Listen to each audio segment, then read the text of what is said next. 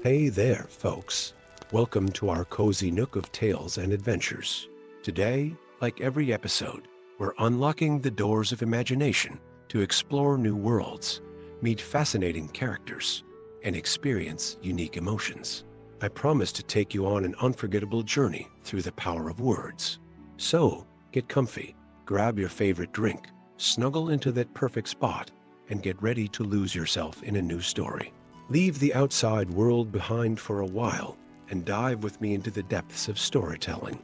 If you enjoy our content and want to support the channel, consider hitting that subscribe button and giving the video a thumbs up. Now, without further ado, let's dive into today's story. The blue flames danced across Felon's palms, casting ethereal shadows on the weathered stones of the ancient shepherd's hut. She had never meant to discover this gift, this curse, as the village elders would surely name it. In the lowlands, where even the memory of magic had faded like morning mist under a harsh sun, such abilities marked one for death. The 17-year-old shepherdess quickly extinguished the flames as her sheep bleated nervously in their pen. Beyond the crooked windows, the rolling hills of the lowlands stretched endlessly beneath a sky heavy with storm clouds. This harsh land had not seen true magic for generations, not since the great sacrifice that had stripped the realm of its enchantments, or so the stories claimed. But now, in her trembling hands, ancient power stirred once more. A sudden pounding at her door sent Felon's heart racing. Through gaps in the wooden planks, she glimpsed the torchlight of the village inquisitors' men who hunted even the faintest whispers of magic with zealous fervor. Their heavy boots crushed the dried wildflowers beneath her window as they surrounded the small hut. By order of the High Inquisitor, open this door. The command boomed like thunder. Felon's fingers instinctively curled into fists, and she felt the warmth of the blue flames threatening to manifest once more. But before she could move, the rear wall of her hut exploded inward in a shower of splinters and stone. Through the debris stepped a massive figure, a dwarf warrior whose intricate armor bore the scars of 100 battles. His beard was braided with runes of protection, and at his hip hung an axe that seemed to drink in the shadows around it. But most striking was the object he clutched in his left hand, a jagged shard of mirror that caught the moonlight like liquid silver. "Come with me if you wish to live, Flame-bearer," the dwarf growled, extending a calloused hand. "I am Morlock, and I've been searching for you far too long to let these zealots claim your life." In that moment of choice, as the inquisitors began breaking down her front door, Felon saw something in the mirror shard, a fleeting reflection not of her own face, but of azure flames wreathing a crown of stars.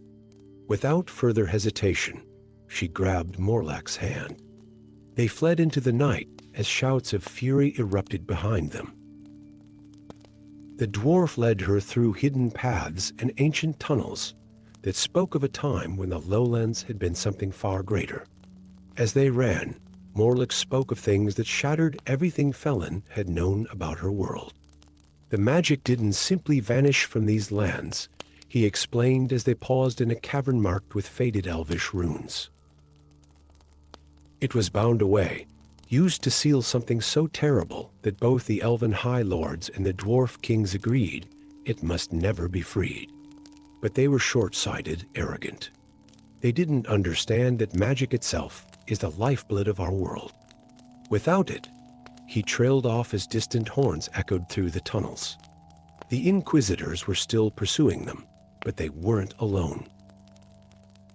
Felon caught glimpses of other shadows in the darkness, lithe figures that moved with inhuman grace. "Elves. They're all after you," Morlock continued, holding up the mirror shard. "This is the last fragment of the truth glass, an artifact that shows what was and what may be. Through it, I've watched the seal weakening. The entity our ancestors imprisoned feeds on magic itself, and for centuries, it has been slowly devouring what little power remained in its prison. Now it stirs, Felon's hands trembled as blue flames flickered unbidden between her fingers. And my power? These flames?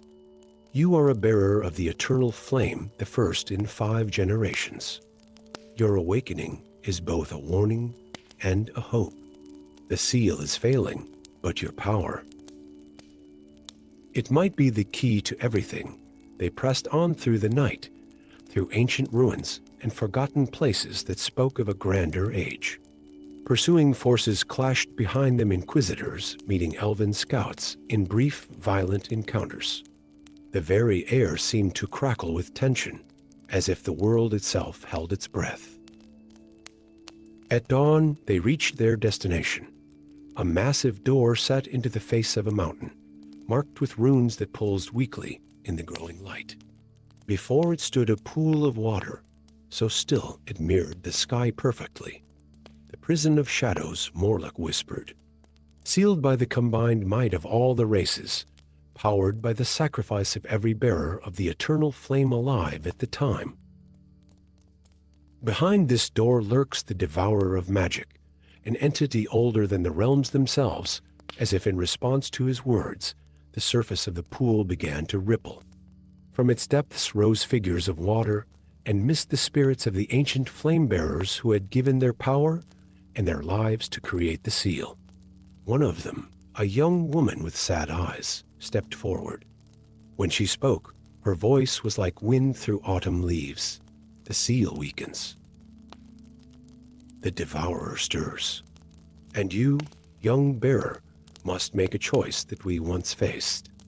Will you give your power to reinforce our prison? Or will you dare to find another way? Felon looked down at her hands, where the blue flames now burned steadily. In their light, she saw reflections of all possible futures in Morlock's mirror shard. She saw herself joining the ancient flame-bearers, sacrificing her power to buy perhaps another century of safety. She saw the devourer breaking free, consuming all magic and life until the realms were nothing but empty husks. But there was another path, one that the ancient bearers had been too afraid to attempt. The devourer feeds on magic, she said slowly, raising her eyes to meet the spirit's gaze. It drains power, consumes it. But what happens to a creature of hunger when it's given not just a taste, but a feast? Understanding dawned in Morlock's eyes. You mean to overload it, to give it so much power that it cannot contain it. Felon nodded, the blue flames growing brighter. Not just my power, all of it. The power in this prison, in the seal, in every spark of magic left in these lands. If we break the seal ourselves, control the release, the spirit forms of the ancient bearers rippled with uncertainty. It could destroy everything, the sad-eyed woman warned. Or it could free us all, Felon countered. How long can the realms survive without magic? You saw the truth of that when you made your choice. I see it now in my flames, in this mirror. We're not just containing the devourer, we're slowly killing our world before anyone could respond. Horns blasted from all directions. The Inquisitors had found them, and with them came elvish warriors, and if Felon's eyes didn't deceive her, a contingent of dwarven battle mages emerging from hidden mountain paths. Morlock raised his axe as Felon's flames burned higher. The ancient spirits swirled around them, like a cyclone of memory and power. Behind the door, something ancient and hungry stirred, sensing the power gathering beyond its prison. The time for hiding, for running, for living in a world drained of wonder was over. Now would come a battle not just for survival, but for the return of magic itself to the realms. As friend and foe alike converged on the ancient site, Felon stood tall, the azure flames of the eternal flame casting back the shadows of doubt.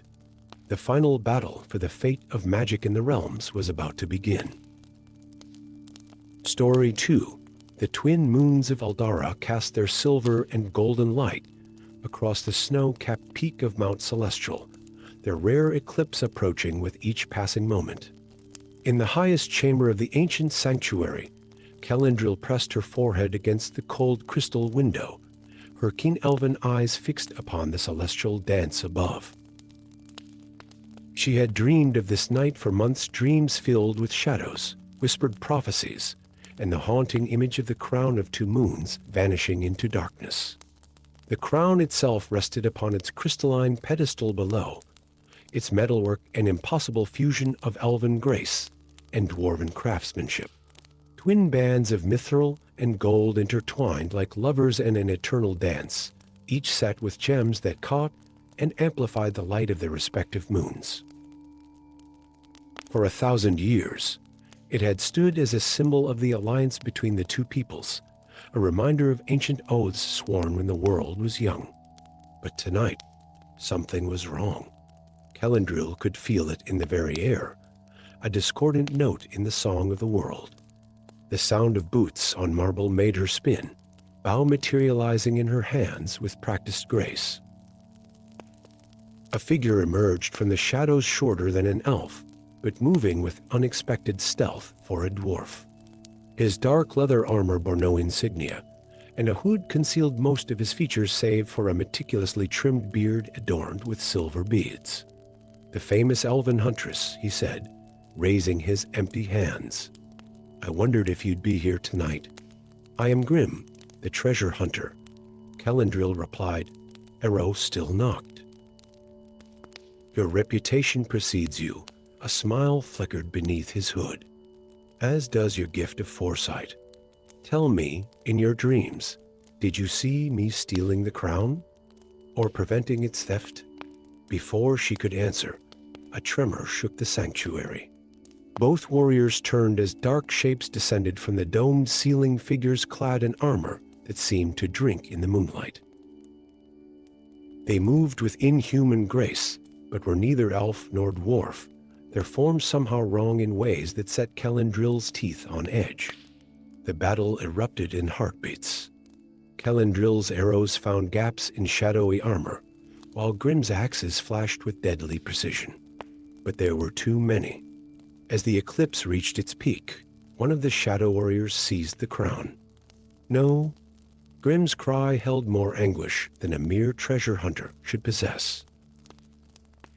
His hood fell back, revealing features Kelendril recognized from ancient portraits in the dwarven halls of the Twin Mountains, the last true heir to the dwarven throne, long thought dead. The shadow warriors retreated with unnatural speed, leaving behind only whispers of darkness and the lingering scent of ancient magic. In the ensuing silence, Kelendril lowered her bow and turned to the revealed prince. "The crown is more than a symbol, isn't it?" Grim, or whatever his true name was, nodded grimly. "It's a key, the final key to the arsenal of the ancients, forged in an age when both our peoples faced an enemy so terrible we had to lock away our most powerful weapons to keep them from falling into its grasp." "The Shadowborn," Kelendril whispered, pieces of her dreams finally falling into place. "They're returning every 1,000 years when the moons align." The arsenal was hidden in a realm between realms, sealed by magics that drew upon the very essence of elf and dwarf. The crown is the last lock, designed to be opened only by the unified will of both peoples. He turned to her, eyes reflecting the fading eclipse above. "But someone wants to open it early, to claim those weapons before we're ready to face what comes with them." Kelendril's dreams flashed through her mind, visions of shadow and fire, of ancient weapons awakening, of choices that would reshape the world. "Then we'll have to stop them together. My dreams have shown me fragments of the path, and you know secrets passed down through your royal line. Their journey took them through forgotten places where the boundaries between worlds grew thin, through the crystal caves beneath the elven forests, where memories of ancient songs still echoed in the depths, across the chain bridge of the dwarven realm, suspended over an abyss that held the whispers of forgotten gods. They were pursued by shadow warriors and agents of both peoples who didn't understand the true threat, who saw only an elven huntress and a dwarven exile meddling with powers better left untouched. But with each step, each shared story, each narrow escape, the unlikely pair grew to trust one another as their ancestors once had.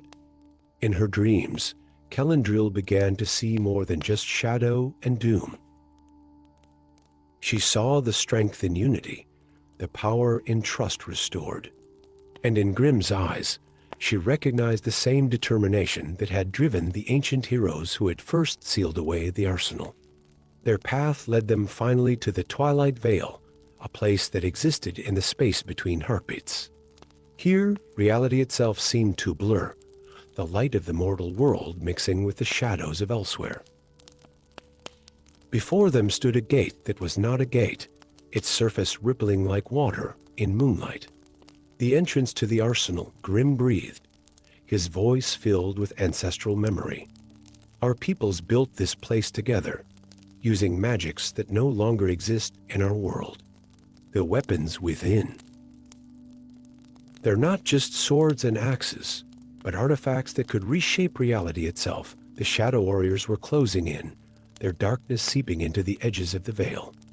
Behind them came forces of both elf and dwarf, their ancient prejudices temporarily forgotten in the face of what they saw as a common threat. But Kelendril saw in her mind's eye what would happen if the arsenal was opened now, before its time.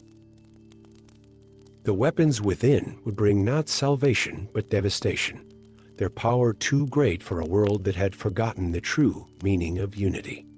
She turned to Grimm, seeing in his eyes that he understood too.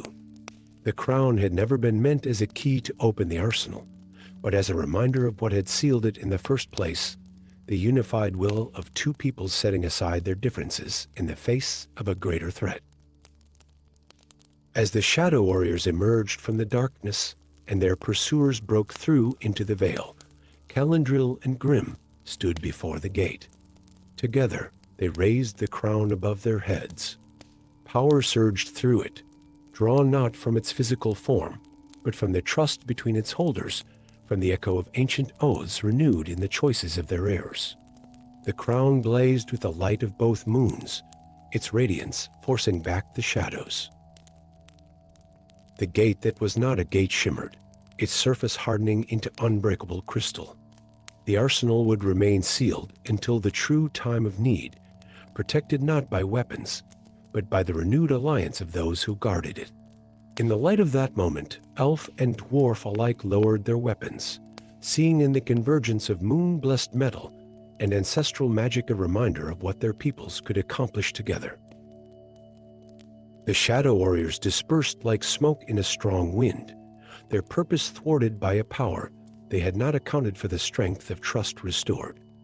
And in the years that followed, when bards sang of the crown of two moons, they told not of its power as a key, but of how its redemption marked the beginning of a new age of unity between the ancient peoples of the realm.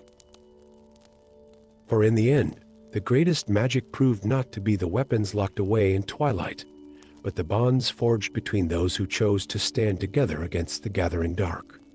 Story 3. High in the branches of Alfheim, the great tree city of the Elves, Lyra's fingers traced the crystalline patterns spreading across the ancient tome's cover. The library's eternal twilight cast shadows that danced across pages that hadn't been opened in centuries. As the elven librarian carefully lifted the book's cover, mysterious runes began to glow with an inner light, revealing words that sent a chill down her spine. The heart of Yggdrasil beat slower with each passing moon. The world tree, Yggdrasil, had stood since the dawn of time, its vast branches connecting the realms of elves, dwarves, and all manner of magical beings. Its magic sustained life itself, flowing like life, giving sap through the veins of the world. But now, as Lyra read further, she discovered a terrible truth. The great tree was dying.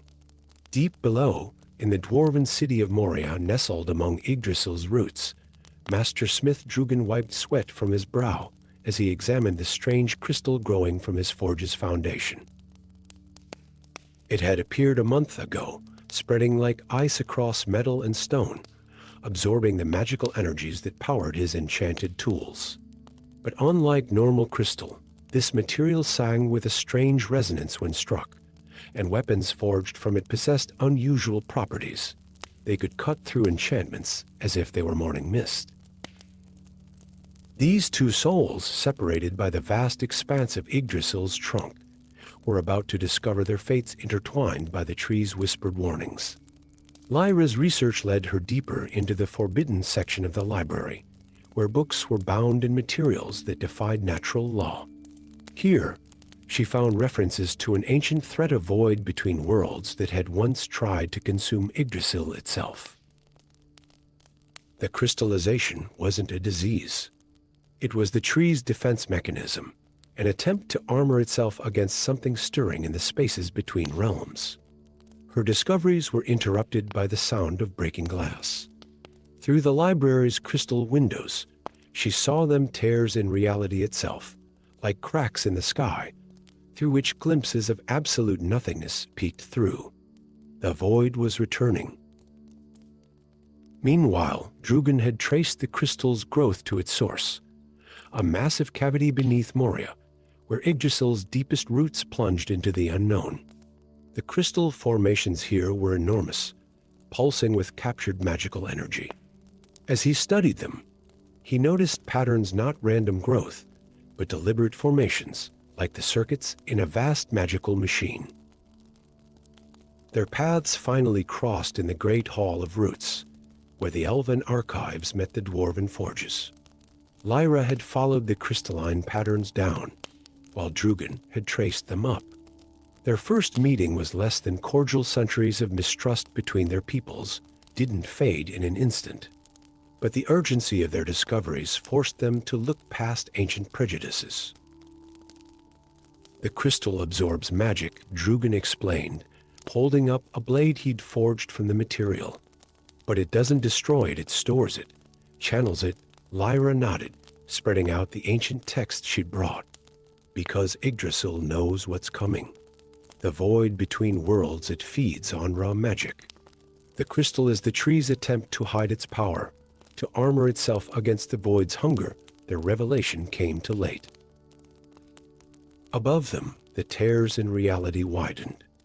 Creatures of shadow and unlight poured through void servants, drawn to the magic pulsing through Yggdrasil's veins. The world tree's branches trembled as battles erupted throughout its levels, elves and dwarves fighting separately against an enemy that threatened them all. But in the Great Hall of Roots, Lyra and Drugan had discovered something remarkable. The crystalline formations weren't just armor, they were a weapon. The patterns Drugan had noticed formed an enormous magical circuit, designed to channel and focus power in ways not seen since the world was young. Yggdrasil isn't just defending itself, Lyra realized, her fingers tracing the ancient runes. It's preparing for a counterattack. But it needs help, it needs its children to work together. The plan they devised was both brilliant and desperate. While elven mages above would use their arts to draw the void creatures to specific points, Drugan and his fellow smiths would use their crystal-forged weapons to cut through the enemy's magical defenses. The crystal formations would absorb the void entity's own power, turning their hunger against them. But the key to it all lay in the library above. Lyra had found references to an artifact called the Heartwood Cipher, a key that would let them control the crystal formations directly. It had been hidden ages ago, split between the elven and dwarven realms because neither side trusted the other with its full power. As battles raged through Yggdrasil's branches and roots, Lyra and Drugan raced against time. They recovered the cipher's pieces, their knowledge of their respective people's lore, letting them solve puzzles and bypass defenses that had kept the artifact safe for centuries. When they finally united the pieces, the cipher took the form of a crystalline seed that pulsed in harmony with the formations spreading throughout the world tree. The void entities had reached the heart of Yggdrasil by then. Reality itself buckled around their writhing forms as they tried to tear open a breach large enough for their master to enter. But they had played into the tree's plan. The crystal formations had spread in a precise pattern, forming a vast network that now surrounded the void creatures completely. Standing together in the Great Hall of Roots, Lyra and Drugan activated the Heartwood cipher. The crystal formations blazed with stored magical energy, creating a resonance that shook Yggdrasil to its highest branches. The void entities found their own hunger turned against them, the crystal formations creating a feedback loop that forced them back through their tears in reality. As the last void creature vanished and the tears sealed themselves, the crystal formations began to recede. They didn't disappear completely. Yggdrasil would maintain its defenses, ready for the next time the void stirred. But they pulled back enough to restore the natural flow of magic through the world tree's body. In the aftermath, something unprecedented occurred. The Great Hall of Roots, once a borderland between elven and dwarven territories, became a place of meeting and exchange. Drugan's crystal forging techniques were combined with elven enchantments to create tools of remarkable power. Lyra established a new section in the library dedicated to sharing knowledge between the peoples, ensuring that when the void next stirred, they would face it together. And Yggdrasil itself seemed to approve. Where the Great Hall of Roots stood, new shoots sprouted from the world tree's ancient wood branches that grew both up toward the elven realms and down toward the dwarven kingdoms, symbolizing the new connections forged between its children. The whispers of Yggdrasil had brought together two unlikely allies, reminding all who heard the tale that the strongest defense against darkness is unity, and that wisdom can be found in the most unexpected partnerships. Story 4. The ancient runes pulsed with a weakening light across the snow-covered peaks of the Frost-Spine Mountains. From his solitary watch in the ice-carved tower, Eldred, last of the guardians of Mithrandir, felt the faltering heartbeat of magic that had kept the realms in balance for 1,000 years.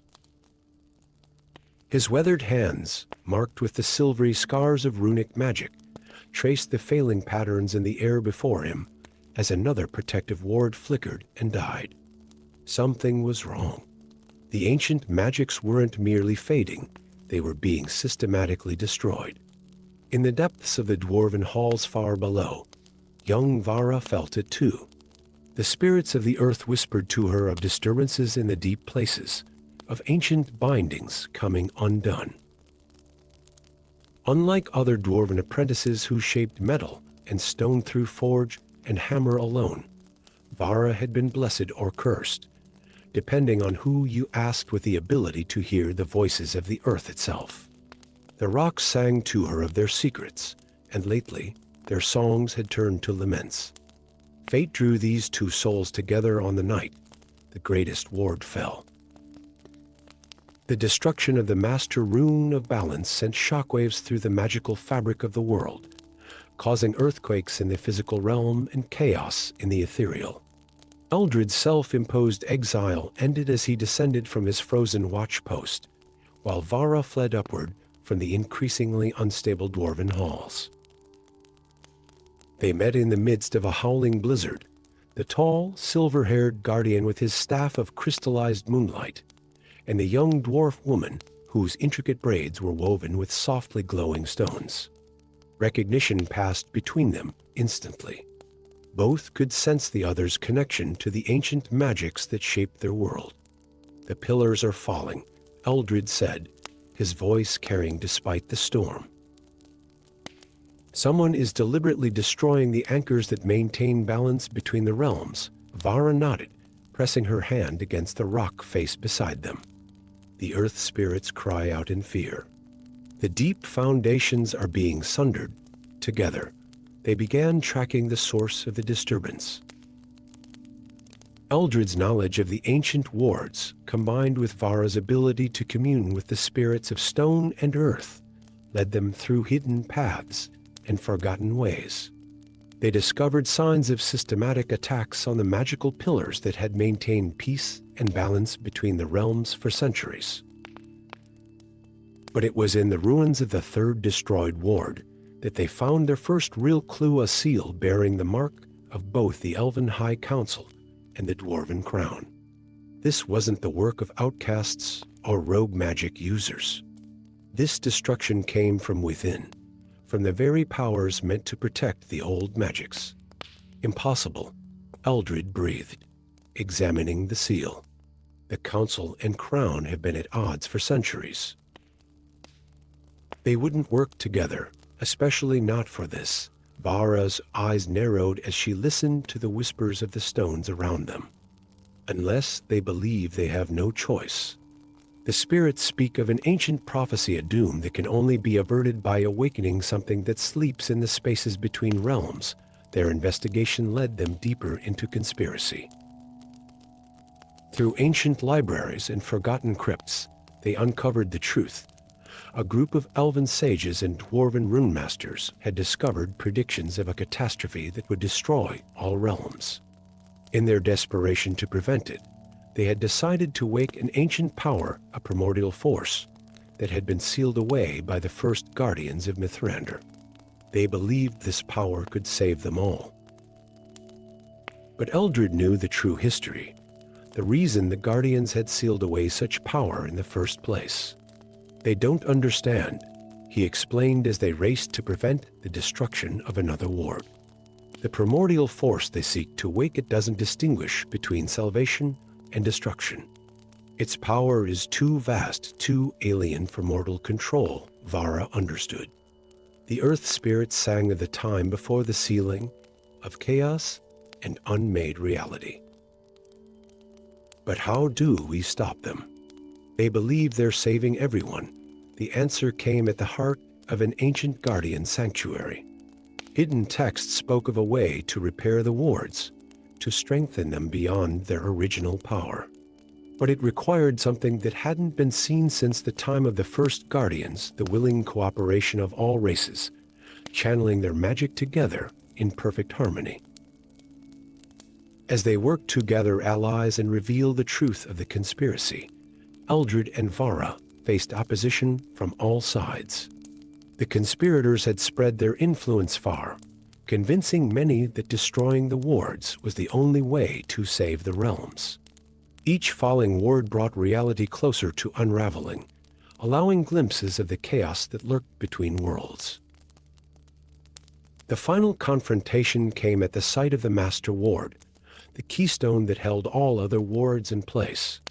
The conspirators had gathered their full-strength elven archsages wielding spells of unmaking, dwarven rune masters with devices designed to shatter the ancient bindings, and mercenaries from all races who believed they fought to save their worlds. But Eldred and Vara weren't alone. Their journey had brought them allies, elves who still remembered the old wisdom, dwarves who heard the earth's warning songs, humans who understood the importance of balance.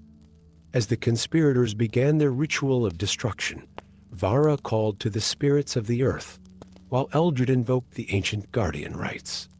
Power flowed between them, all elven magic, dwarven runecraft, human faith, and the primordial force of the earth itself. The Master Ward blazed with renewed strength, its light reaching out to restore the broken wards across the realms. The conspirators' weapons and spells failed against this unified power, this reminder of how the world was meant to be. In the aftermath, as the wards pulsed with stronger light than they had in centuries, Eldred and Vara established a new order. No longer would the guardians be solitary watchers. Now they would be drawn from all races, combining their strengths and wisdom. The Elven Council and Dwarven Crown, shaken by how close they had come to catastrophe, agreed to support this new brotherhood of guardians. In the years that followed, Eldred would sometimes return to his ice-carved tower in the Frost-Spine Mountains. But he was no longer alone in his vigil. Vara and the other new guardians would gather there to share knowledge, to maintain the wards together, and to remember that the greatest power comes not from awakening ancient forces, but from the unity of all peoples working in harmony. And the wards, strengthened by this new understanding, glowed brighter than ever before, the runes telling the story of how the last guardian of Mithrander became the first of a new age of protectors. Story 5. In the depths of the crystal forest, where ancient trees trapped starlight in their translucent branches, Ethwen watched in horror as the twilight blade turned another shade darker. The ancestral sword, passed down through generations of her elven family, had always shimmered with an inner light that rivaled the dawn. But now, for the third night in a row, its silvery surface had absorbed more darkness, spreading like ink through water across the magical metal. The young elven warrior knew the legends knew what the blade's transformation portended. The ancient prophecies spoke of a time when the twilight blade would turn to obsidian black, marking the awakening of the Shadow King imprisoned beneath the Iron Mountain. But something about this felt wrong, different from the tales she'd been taught since childhood. Her contemplation was interrupted by movement in the crystalline undergrowth. Ethwen spun, the darkening blade ready in her hands, only to find herself facing a dwarf whose elaborate beard braids marked him as royalty, though his travel-worn clothes spoke of exile. "I've been looking for you, keeper of the Twilight Blade," he said, his voice gravelly yet refined. "I am Thorgr, once prince of the Iron Halls, and I know why your blade turns to shadow." Ethwen didn't lower her sword. "The prophecies are clear enough. Exile, prince. The Shadow King stirs in his prison."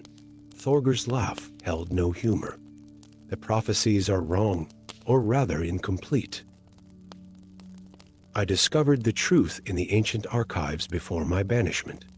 The blade doesn't darken because the Shadow King awakens.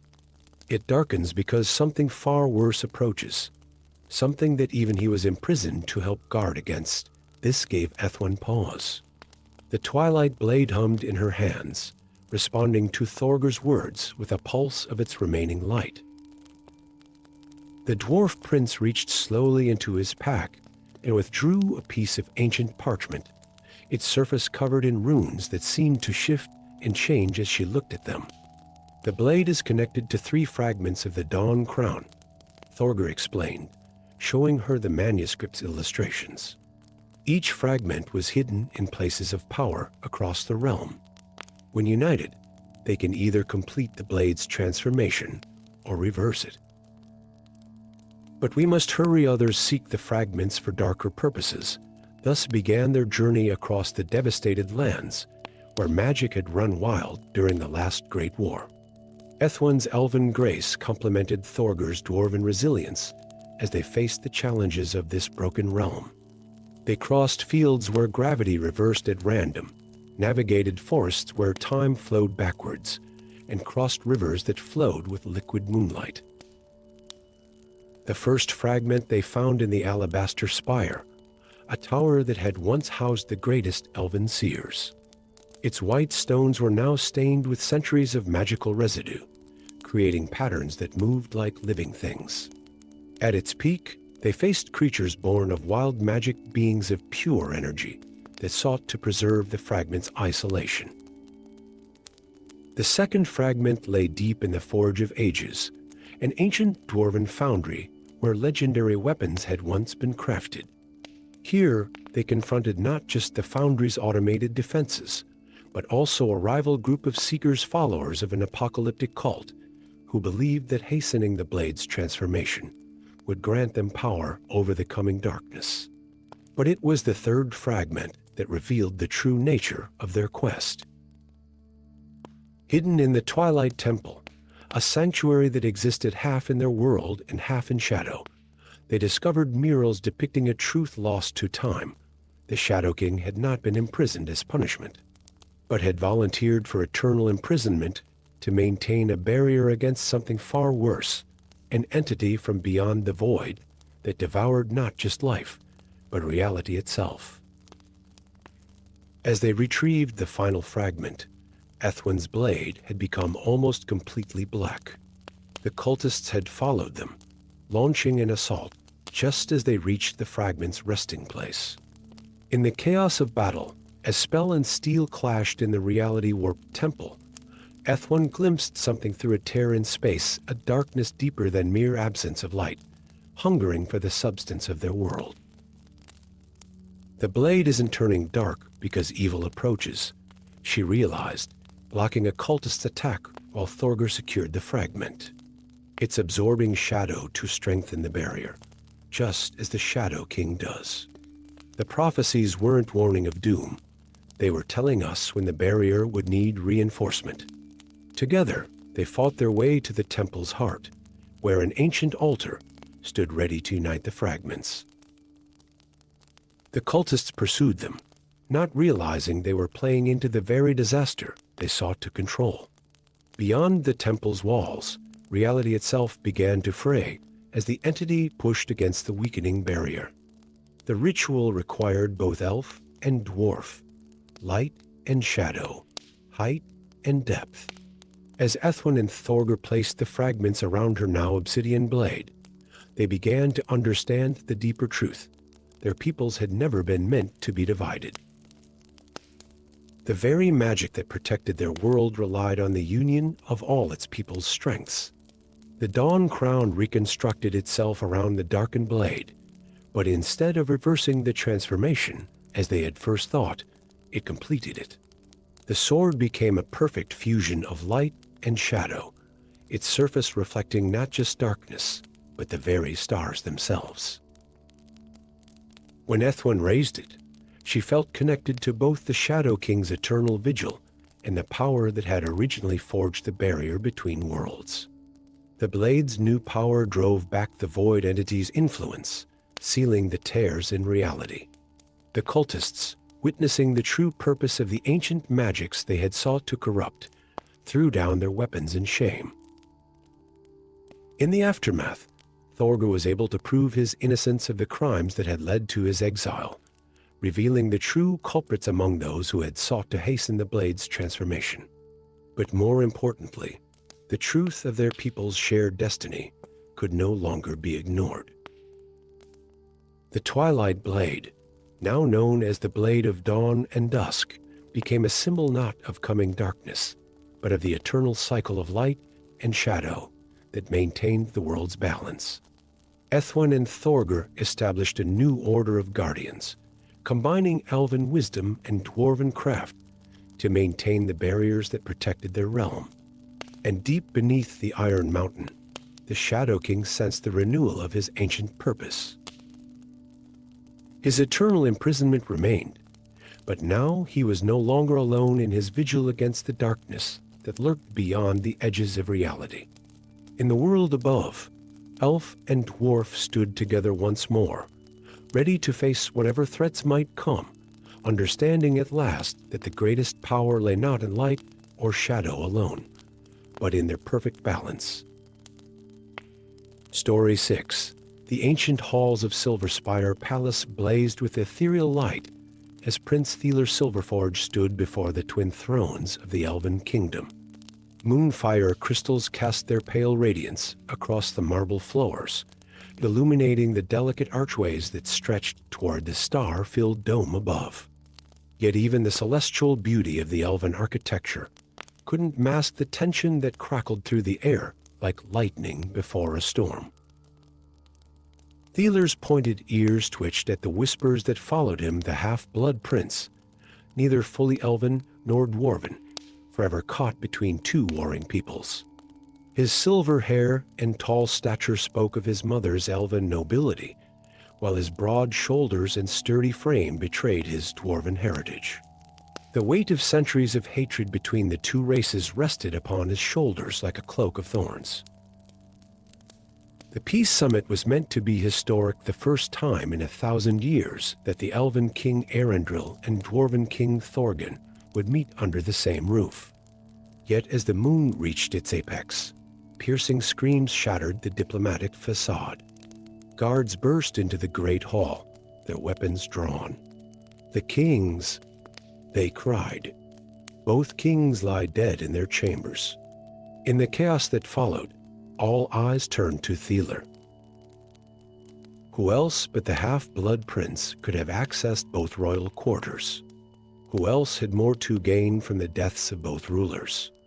The evidence mounted swiftly. A ceremonial dagger bearing his family's crest found bloody in the elven king's chamber, his signet ring discovered beside the dwarven king's body. As the guards closed in, an unexpected ally emerged from the shadows. Kara Stoneshaper, the fierce dwarven warrior assigned to guard King Thorgan, stepped between Thaler and his would-be captors. Her battle axe gleamed in the moonfire light as she spoke words that would change both their destinies. This reeks of deception. The prince is no murderer, he's being framed. Together, they fled through the ancient passages beneath Silverspire, paths known only to those who had studied the palace's oldest secrets. Kara's knowledge of stonecraft proved invaluable as they navigated the twisting tunnels, even as she questioned her own decision to aid the accused prince. Their journey took them through the Shadowvile forest, where ancient trees whispered warnings of danger and luminescent fungi cast an eerie glow across their path. Here, Thaler shared the truth. He discovered moments before the murders an ancient prophecy hidden in the palace archives, speaking of an heir of both bloodlines who would either unite the kingdoms or destroy them entirely. As they ventured deeper into the forbidden lands between the two kingdoms, they uncovered signs of a dark cult that had waited centuries for this moment. The Order of the Fallen God, worshippers of Mornak, the deity of chaos who had been banished by the combined might of elves and dwarves in ages past. The cult had orchestrated the deaths of both kings, seeking to use their royal blood, and eventually Thaler's to resurrect their dark god. In the ruins of an ancient temple, they encountered Lyra Shadowman, a repentant cultist who revealed the full scope of the conspiracy. The cult had manipulated events for generations, ensuring Thaler's birth would fulfill the prophecy's requirements. They had planned every detail, down to the timing of the king's deaths on the night of the Crimson Moon, when the barriers between worlds grew thin. As they raced to prevent the cult's final ritual, Thaler and Kara's unlikely partnership deepened into something more. She came to see beyond the prejudices of her people, recognizing in him a nobility that transcended bloodlines. He found in her a strength that helped him accept both sides of his heritage, no longer seeing it as a curse, but as a bridge between two proud peoples. Their journey led them to the peak of convergence, where the boundaries between the elven and dwarven kingdoms met beneath the stars. There, they confronted the cult's high priest, who revealed the final twist in their prophecy. The united blood of both races could indeed change the world, but only through sacrifice, not murder.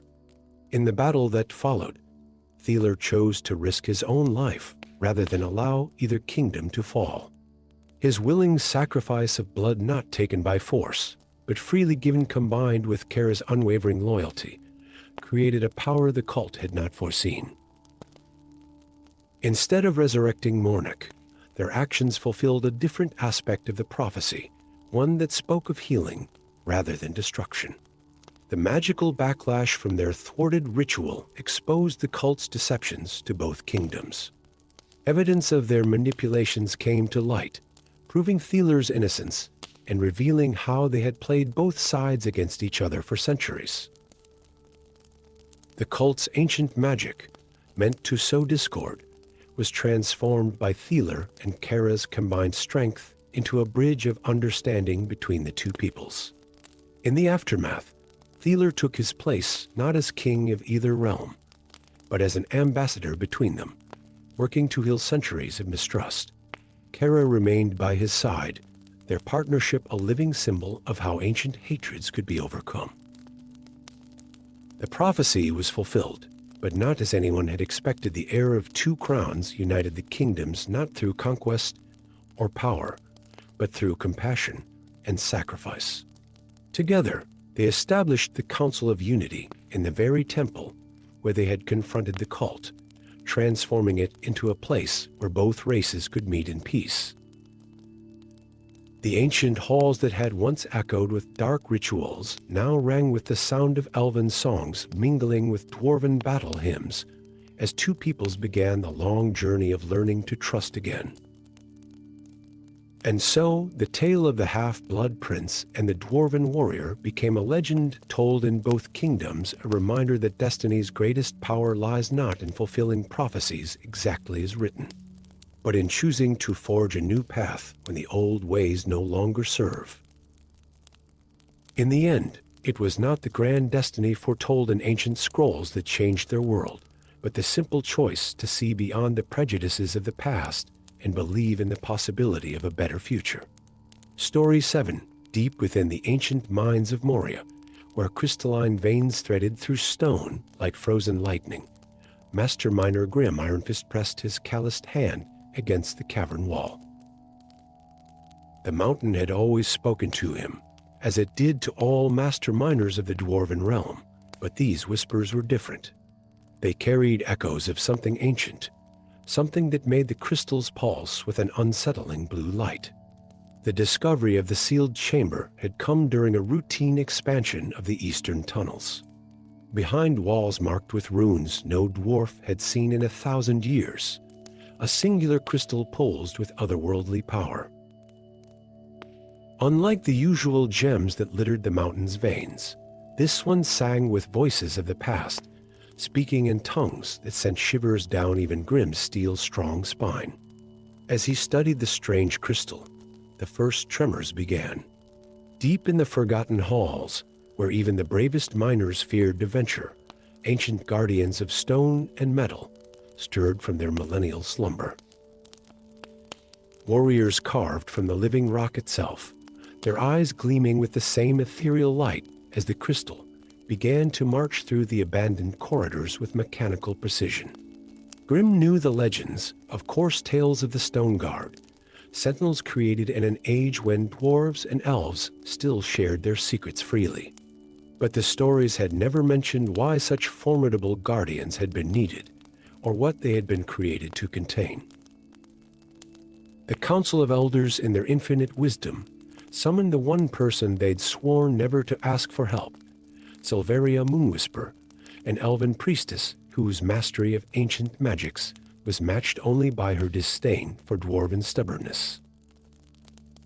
Her arrival at the great gates of Moria caused quite a stir, tall and graceful, with silver hair that seemed to catch starlight even in the depths of the mountain.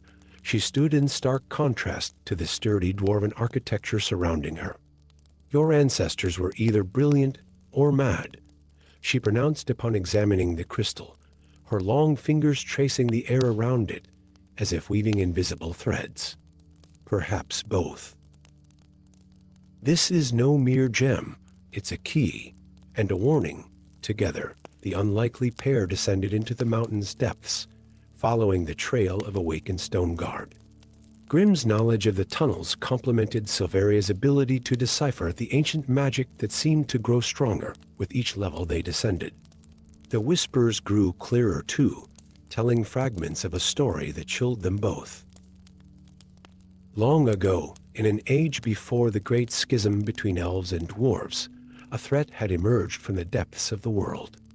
A primordial titan, a being of such immense power that it could reshape mountains with a thought, had stirred from its eternal slumber. The combined might of both races had barely managed to subdue it, binding it deep within the heart of what would become Moria. The Stone Guard had been created as the last line of defense, should the Titan ever begin to wake. The crystal was both lock and alarm, designed to alert future generations if the ancient bonds began to weaken. And now, after countless centuries, those bonds were failing. As they ventured deeper, they encountered more than just stone warriors. Ancient mechanical constructs, powered by a combination of dwarven engineering and elven magic, guarded halls decorated with murals depicting the first binding of the Titan. Each chamber presented new puzzles that required both Grim's understanding of dwarven craft and Silveria's magical insight to overcome. Their journey was not without conflict. Silveria's dismissive attitude toward dwarven traditions clashed with Grimm's stubborn pride in his people's ways. Yet as they faced the challenges together, a grudging respect began to grow between them.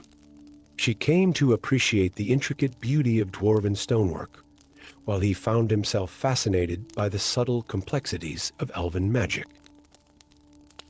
The whispers led them to a vast chamber deep beneath the mountain's roots, where the air itself seemed to pulse with power.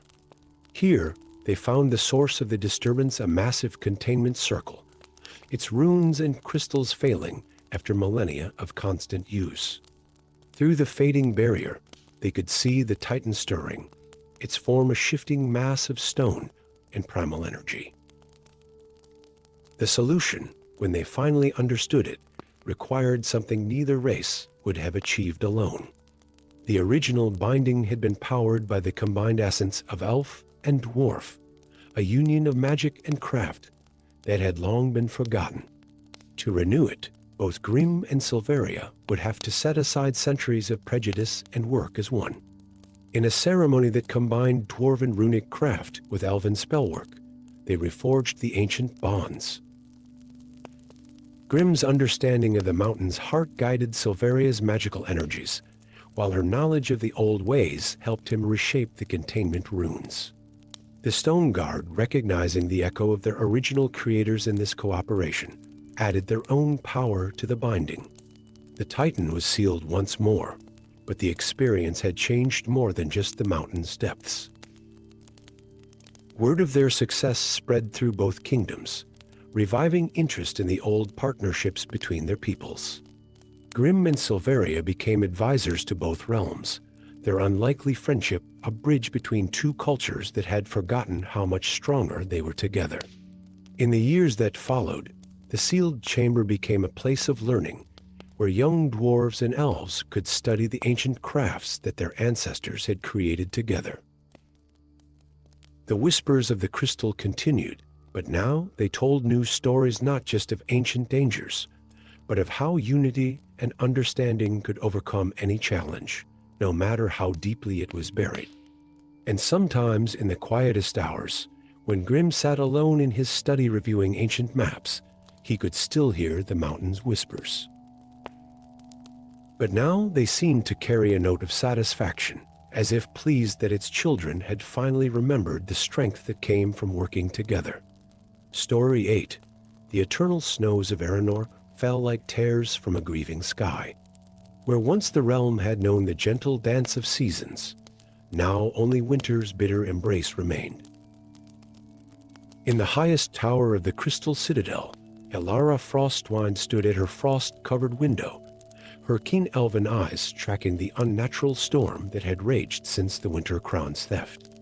Her fingers unconsciously traced the scar that marked her exile, a reminder of the day she'd failed to prevent an assassination attempt on the Summer Queen, and of the price she'd paid for her supposed negligence. The summons from the Council of Seasons had come as a surprise. Few exiled warriors ever received a second chance, yet here she stood, recalled to service in the realm's darkest hour.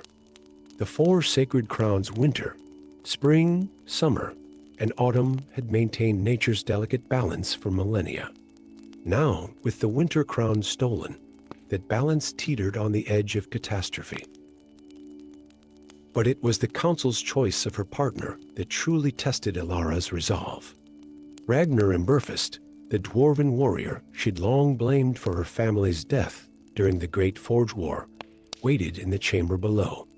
His reputation as a master tracker was unmatched, but the sight of his flame-red beard and battle-scarred armor still made her blood run cold.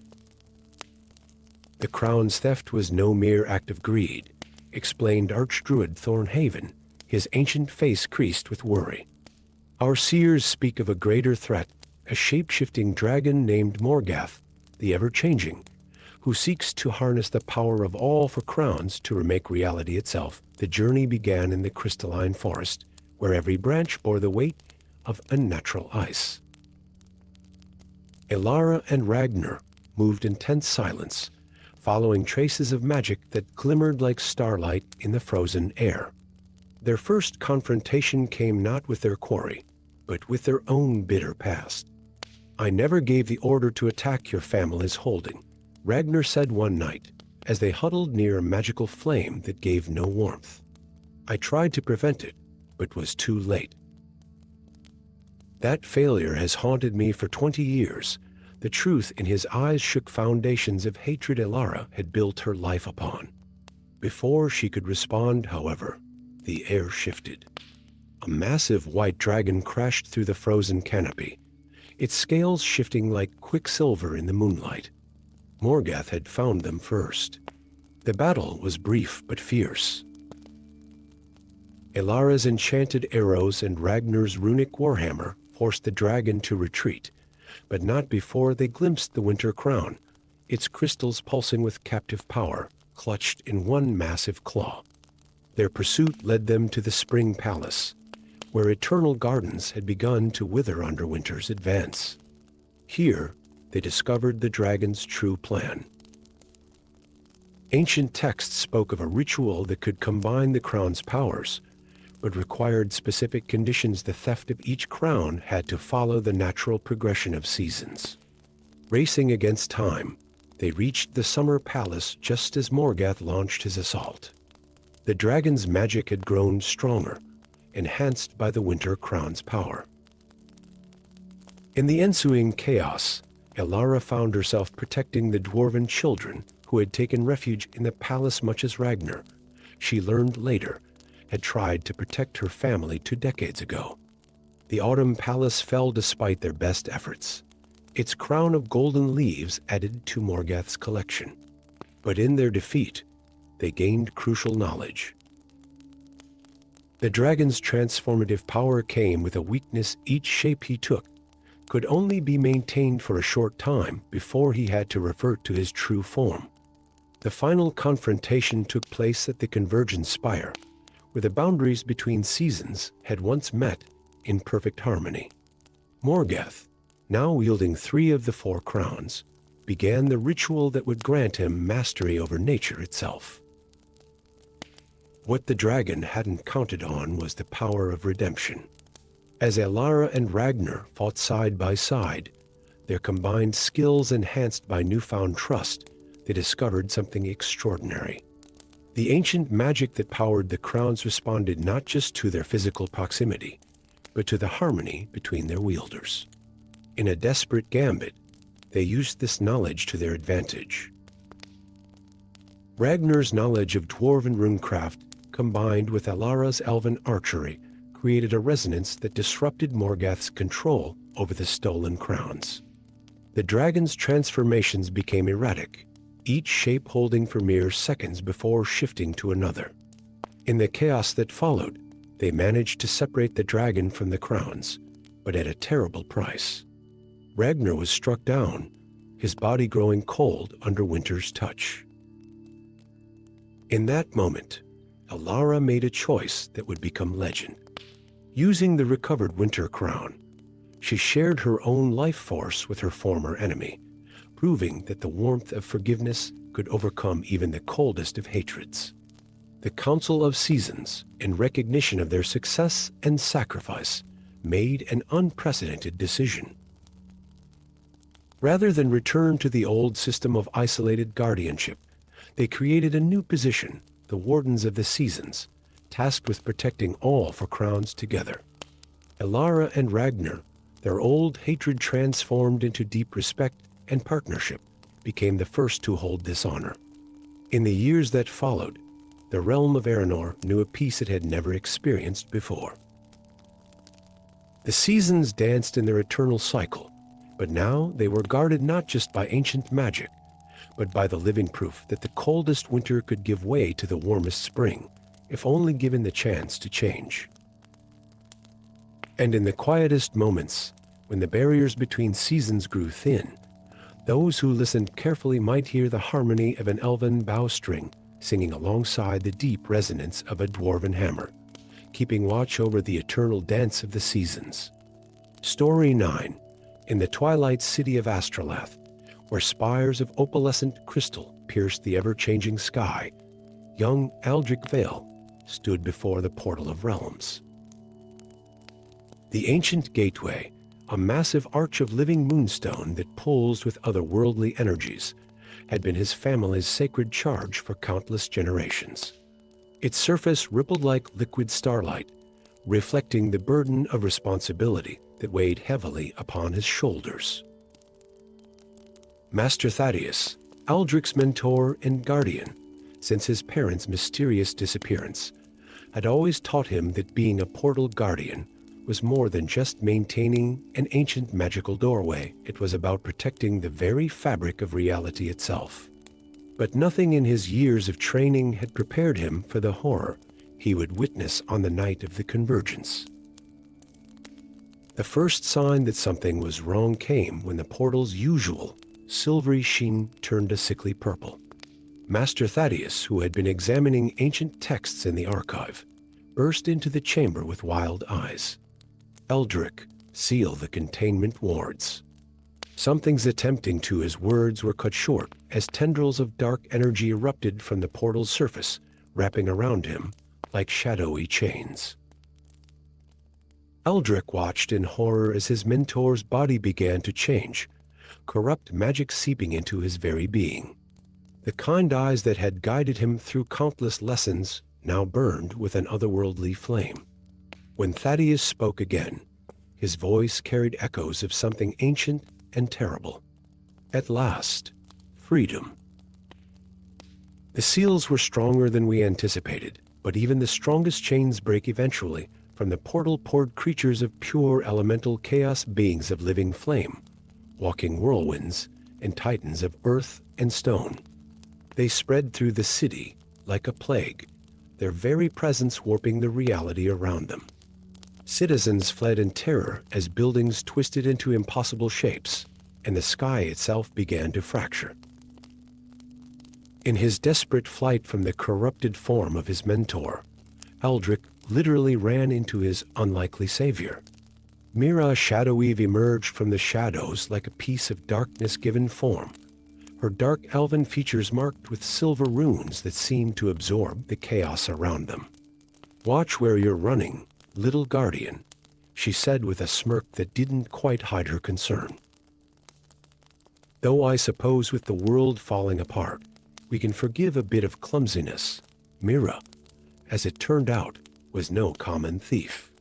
She was a member of the Twilight Wardens, an ancient order dedicated to maintaining the balance between realms. Your portal isn't just a doorway," she explained as they took refuge in the hidden catacombs beneath the city. "It's the last seal keeping the Void Princes imprisoned. Your ancestors weren't just guardians, they were jailers." The truth hit Aldrich like a physical blow. Every lesson, every ritual he'd learned, had been preparation for containing beings of unimaginable power. The portal's true purpose had been hidden even from its guardians, for knowledge itself could become a weapon in the wrong hands. Together, they formulated a desperate plan. Mira's knowledge of shadow magic complemented Aldrich's portal lore in ways that seemed almost predetermined. As they worked to understand the ancient bindings, they discovered that the Void Princes had been slowly corrupting Master Thaddeus for years, turning his vast knowledge against the very wards he maintained. Their journey to save Astrolath took them through the city's transformed landscape, where reality itself had become fluid and dangerous. They battled creatures of pure chaos while gathering the materials needed for their counter-ritual, crystals from the highest spires, now floating impossibly in mid-air, water from fountains that flowed backward in time, flames that burned with absolute darkness. The final confrontation came at the moment of total convergence, when the boundaries between realms were at their weakest. Master Thaddeus, now fully possessed by the Void Prince's power, stood before the portal like a dark mirror of his former self. The beings he channeled spoke through him in voices that shattered stone and froze the blood. "You cannot stop what was meant to be," the twisted form of his mentor proclaimed. The barriers between worlds are unnatural. We come to restore chaos to its rightful place, but Aldrich had learned something vital during his journey with Mira.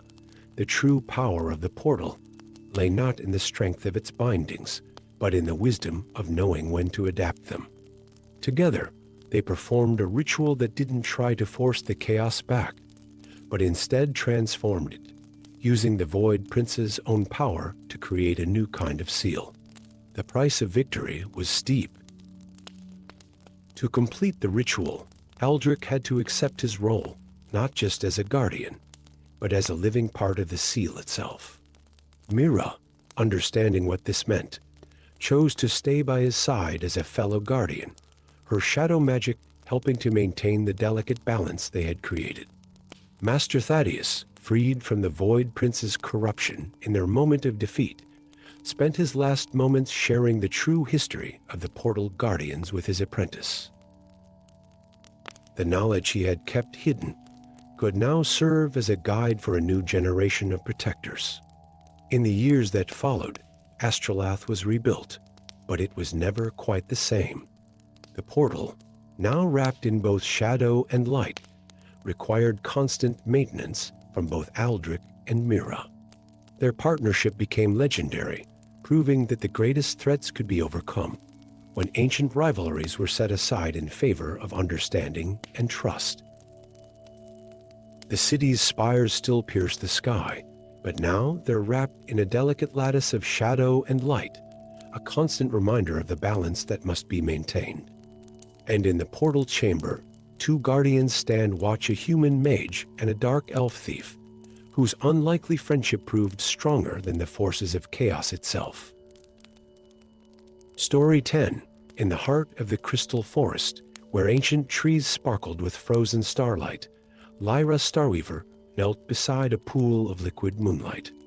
Her reflection rippled in the sacred waters, showing not just her present self, a legendary elven warrior with silver-streaked hair and eyes that held centuries of wisdom but echoes of a prophecy that had haunted her bloodline for generations. The shadows were spreading.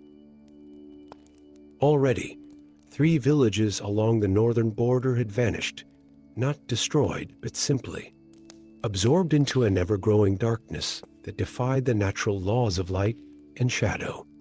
Those who ventured too close reported whispers that drove them to the edge of madness, speaking of an ancient hunger awakening from its long slumber. The Council of Elders had dismissed the reports at first, but they couldn't ignore the meaning when the eternal flame of the High Temple, which had burned for 10,000 years, was suddenly snuffed out by a darkness that seemed to devour light itself.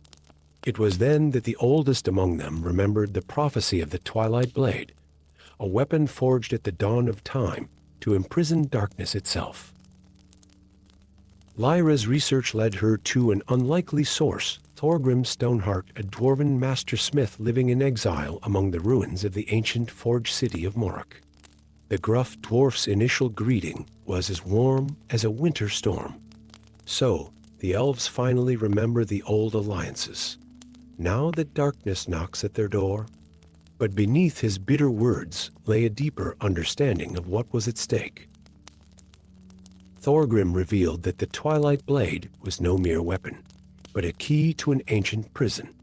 Long ago, when the world was young, the primordial darkness void itself had gained consciousness and threatened to unmake creation. The first alliance of elves and dwarves had forged the blade, infusing it with the essence of twilight, the perfect balance between light and shadow to bind the living darkness.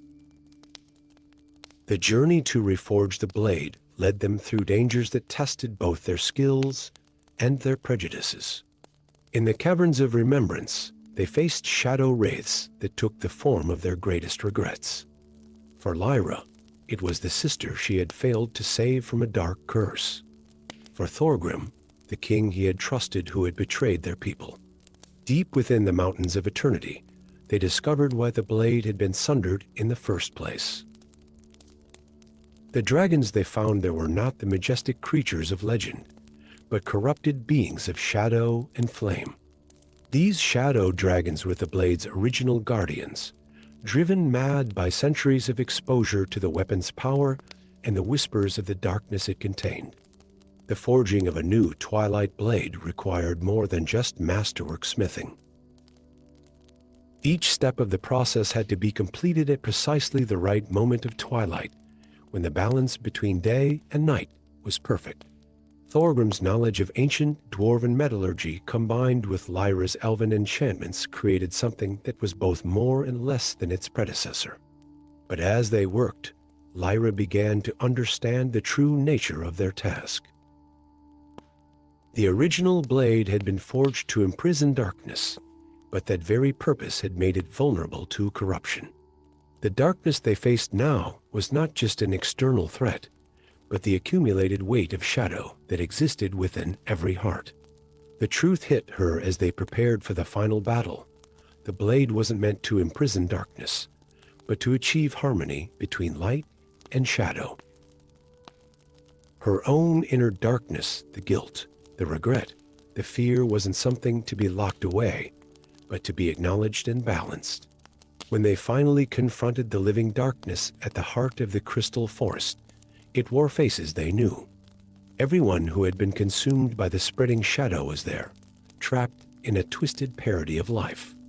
Among them was Lyra's lost sister, reaching out with promises of reunion. The temptation to give in, to join the darkness, and end her centuries of regret was almost overwhelming. But it was Thorgrim's steady presence that anchored her, reminding her that true strength comes not from denying one's shadows, but from finding balance with them. The final stroke of the twilight blade didn't banish the darkness, it transformed it.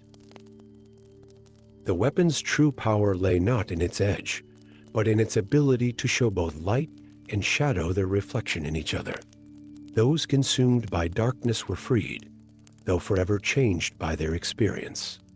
The shadow dragons, drawn to the blade's power, were restored to their true forms as guardians of twilight. In the aftermath, Lyra discovered that her connection to the blade came with a price. Like the original guardians, she would need to maintain the balance it had created, ensuring that neither light nor shadow gained dominance over the other. Thorgrim, despite his initial reluctance, chose to remain by her side, establishing a new forge at the edge of the crystal forest where the blade could be maintained. Together, they founded the Order of Twilight, dedicated to maintaining the balance that the blade had restored. Under their guidance, elves and dwarves began working together again, sharing the ancient knowledge that had been lost when their peoples drifted apart. The crystal forest still stands, its trees now catching the light in new ways, creating an eternal twilight that serves as a reminder of the harmony between light and shadow. And sometimes, on quiet evenings, visitors speak of seeing an elven warrior and a dwarven smith walking among the crystalline trees, their unlikely friendship a living testament to the power of finding balance in all things.